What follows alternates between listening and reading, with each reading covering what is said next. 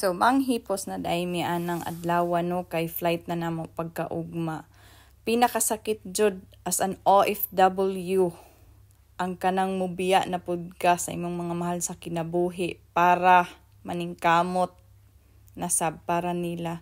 Sakit man hunahunaon pero kinahanglan gid nato mo balik og panarbaho kay og magpundo ra tas Pilipinas wa gid tay madaw. So fast forward nangaon mi ang pagkagabi kulang mi diha kay akong anak wala tas eskwelahan. So na mi sa airport ananduha paingon og Manila.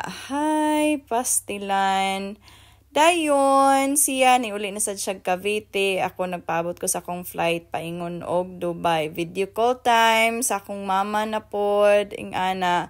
Party gid na akong tiyabawa diri kay pastilan. Dugay na ko nag-abroad pero sakit gid gihapon ang malayo sa pamilya.